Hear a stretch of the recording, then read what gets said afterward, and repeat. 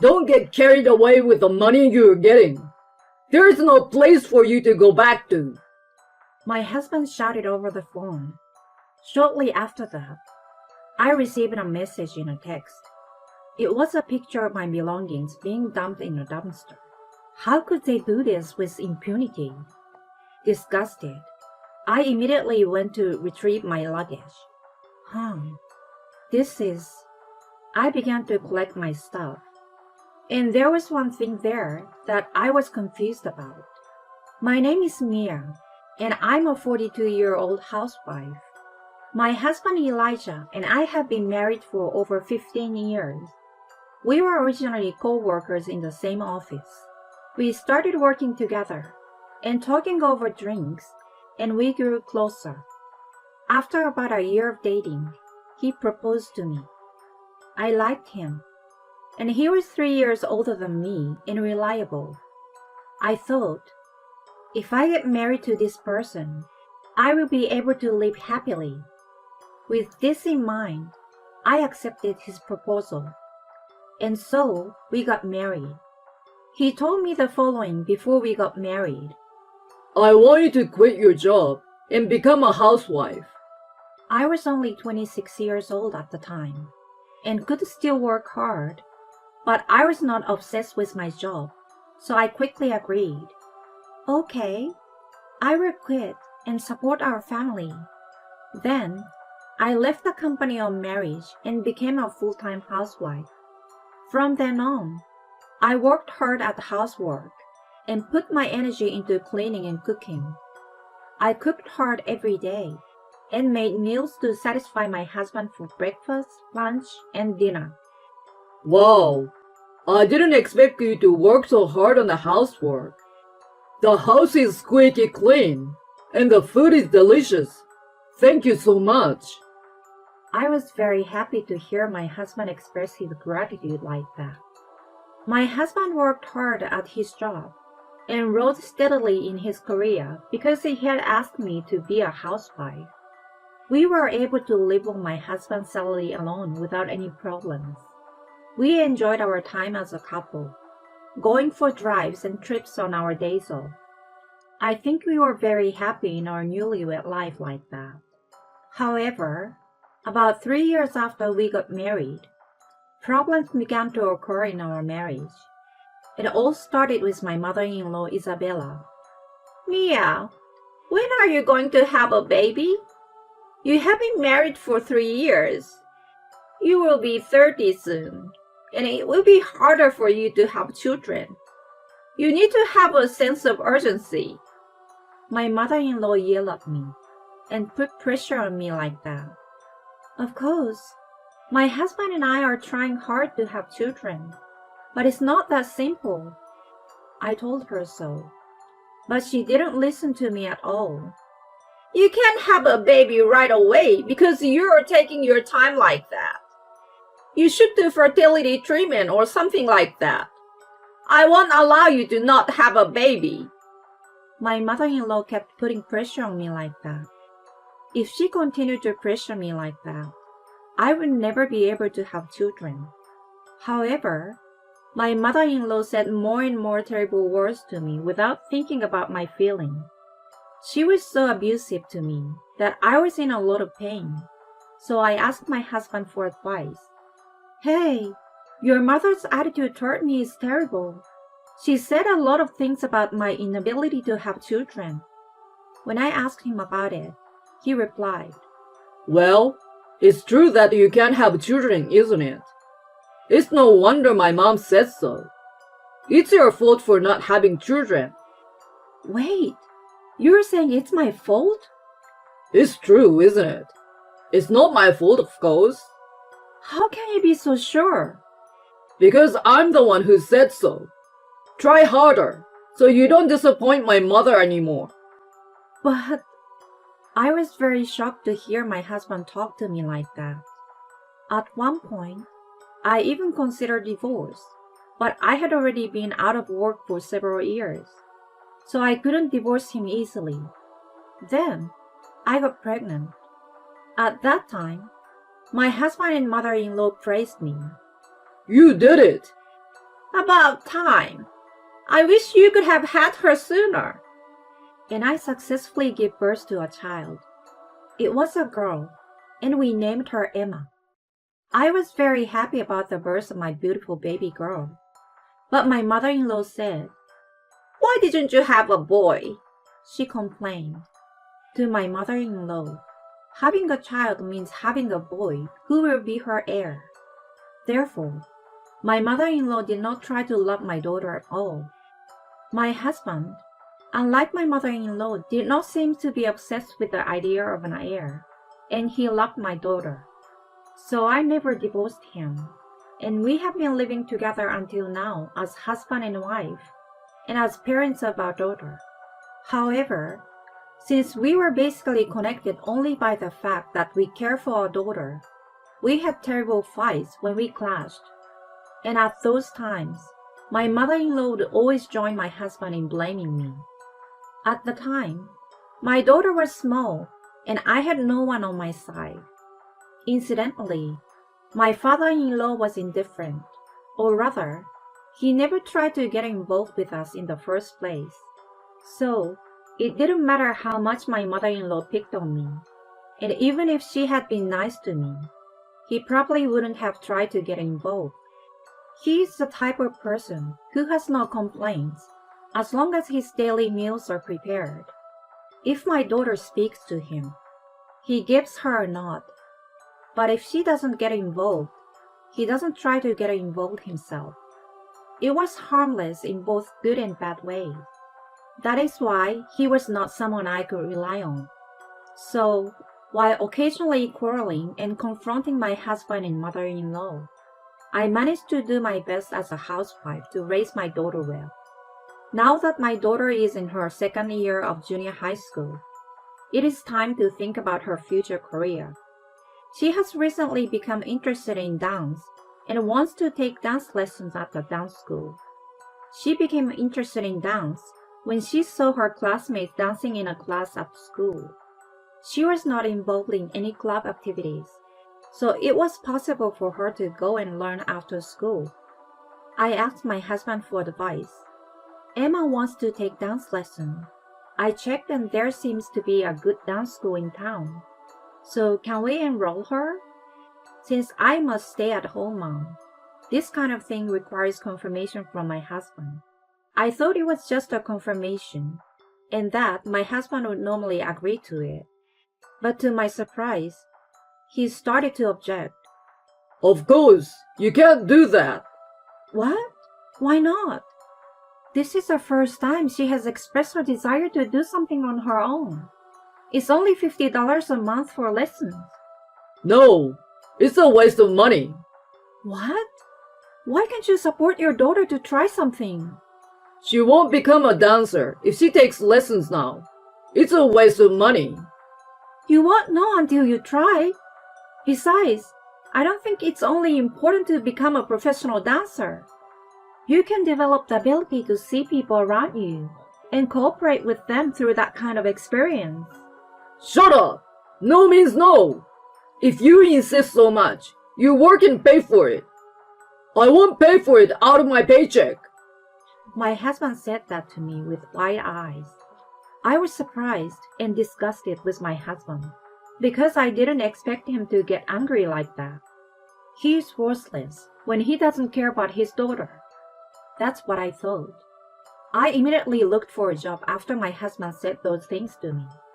Luckily, there was a job opening at a nearby supermarket, so I applied for it and was successfully hired. I started working part-time during the daytime on weekdays. Thanks to that, I was able to pay for my daughter's dance lesson. She started attending the class, and I was impressed by how hard she practiced every time. I thought, if she can do it with such passion, it was the right decision to let her learn. However, my daughter was not only doing her best because she loved dancing, but she also had another reason for doing so. She had apparently been listening in on our conversation and knew that the reason I was working was for her dance class. So she said that she was trying her best in her lessons so that she would not waste the money I earned from working. I was moved to realize that my daughter was growing up so well. Children mature before you know it. But on the other hand, my husband started to say childish things more and more, whether it is a degeneration or his nature. Don't be so proud that you're only earning money part-time to pay for Emma's lessons. You and Emma eat with the money I earn. Don't forget to respect me. That's how my husband is. In the past, he never used to be such a domineering husband. But lately, he has become increasingly hostile toward me because I do things that he doesn't approve of. I also feel that he cares less about our daughter than before. I wonder what kind of change of heart has occurred. To be honest, it bothers me when he gets involved with me in such a troublesome way. And when my husband attacks me, my mother-in-law also joins in and attacks me, which is troublesome. Yes, that's right. You guys are able to make a living because of Elijah. Without him, you would be homeless. If you continue with that cocky attitude, I will kick you out. My mother-in-law, who does not live with us, yells at me and my daughter like that. My daughter has grown to dislike her grandmother, who doesn't take care of her. And she has also grown to dislike her father because of his recent terrible attitude. I used to always talk back to my husband and my mother-in-law for my daughter's sake. But I think my husband's recent attitude is really terrible. He has never said such terrible things or been so arrogant before. I wonder why he has changed so much. Then one day, an incident happened. It was when my daughter was able to advance in a dance competition, and she passed the preliminary round and competed in the finals. The finals were in a rural area and started early in the morning. So my daughter and I planned to go there the day before and stay at a hotel. But when I told my husband about it, he again objected. What about the housework while you're gone? What about my food? Well, you're an adult, so you will have to prepare it appropriately. My husband's eyes widened in anger when I said this. Don't be silly. I won't allow you to go to the convention if you're going to make me do that. He got angry again as usual. So I didn't deal with him and took my daughter and left the house. Then, about a month after the convention, I received a phone call from my husband. Are you prepared to skip housework like that? What do you mean by prepared? I'm working for Emma as a mother. Why don't you understand that? Why don't you have the open-mindedness to think about someone other than yourself? Don't get carried away with all the money you're getting. You have no place to go back to. My husband shouted into the phone. Shortly after that, a picture was texted to my phone. What? What's this? It was a picture of my belongings being dumped in a dumpster. How could they do this with impunity? Dismayed, I immediately headed home to retrieve my belongings. But no matter how fast I drove, it would take several hours. So it was late at night when I arrived at the dumpster. There I found a large amount of my clothes, accessories, bags, and other things that had been thrown away. My daughter was absolutely mortified, as if she had never thought her father would do such a thing. At first, I collected mainly the things that I treasured. I would just get rid of the things I never wore. You are so strong, Mom. Surprised by my daughter, I sorted my belongings one after another into the garbage bags I had bought at the supermarket. Huh? What's this? As I was collecting my belongings, I noticed something strange. Wow, that's a beautiful necklace. My daughter looked at the necklace I had picked up and said that. It's a luxury brand and quite expensive. What? Mom, you had such an amazing thing. No, it's not mine. What do you mean? I don't know either. Surely the design looks a bit young for something that belonged to you. You mean there was something in the house that wasn't yours or Grandma's? My daughter's question made me gasp. Could it be that my husband is having an affair? and this jewelry might belong to the adulterer? Somehow, I knew that I shouldn't take it home, and it wouldn't be good to leave it as it was. I shoved it into the deepest part of the garbage bag for discarding it and threw the bag away in the back of the dumpster. If my husband was having an affair, and that was his affair partner's, he would surely come looking for it. He would have a very hard time finding it if it was in a hard-to-find situation like that. I finished collecting all my belongings and went home with my daughter. Then, my husband spoke to me looking a little flustered. Did you go to the dumpster? I did. Then you're collecting what I threw away, aren't you? What are you talking about when you throw them out yourself? I'm asking if you collected it. My husband became emotional and raised his voice. My daughter gave him a stern look and said, "You're the worst, Dad. How can you throw away Mom's things without permission? Who the hell do you think you are to act like that?" Shut up! This isn't a conversation for children. Hey, you can't yell at Emma. She's being cocky. You're just being crazy. You threw it away yourself, and now you're demanding me to answer your questions. Are you emotionally unstable? Shut up! Just answer the question I'm asking you. I did. It's in the car. Let me see it. With that, my husband opened the trunk of the car and began to search through the mess. My daughter and I were convinced that he was looking for that jewelry. We knew he was looking for that necklace. What are you looking for? What? I think something important might have gotten mixed up in there. Something important, huh? And what is that? It's none of my business. Saying that, he started rummaging around in the car. Did you really retrieve everything? I bought some garbage bags and threw away almost half of the stuff. I'm glad I got to declutter. My husband slumped down on the spot. What the hell were you thinking? Saying this, my husband glared at me and got angry. Who does he really think he is? What? You're the one who threw it all away. And if you leave something you didn't want thrown away, why should you be angry at me for it? Shut up! Don't talk back to me! My husband was so angry with me. Then my daughter said, "Mom, I got what looks like proof." My daughter approached us grinning. "Dad's phone. I opened it easily because his password was his own birthday." Hey, what are you doing with that? It's your fault for leaving it there. This confirms that you were communicating with a woman and that she left her jewelry at home, and you got a text to bring it back for your next date. This means you're having an affair, right? Give it back! My husband said and took the phone from my daughter. "Elijah, you can't get away with this anymore."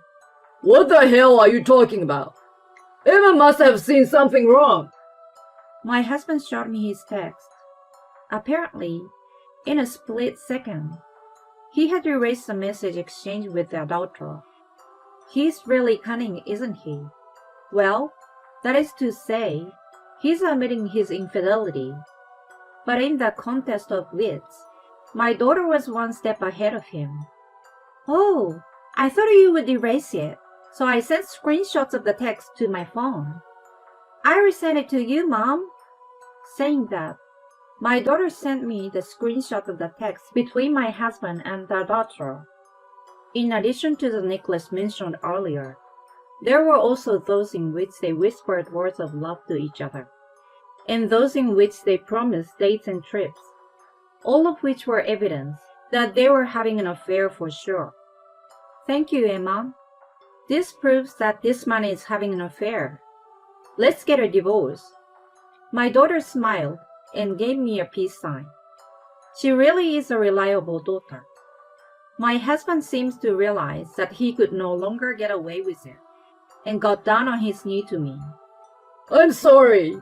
I was wrong. So please don't give me a divorce.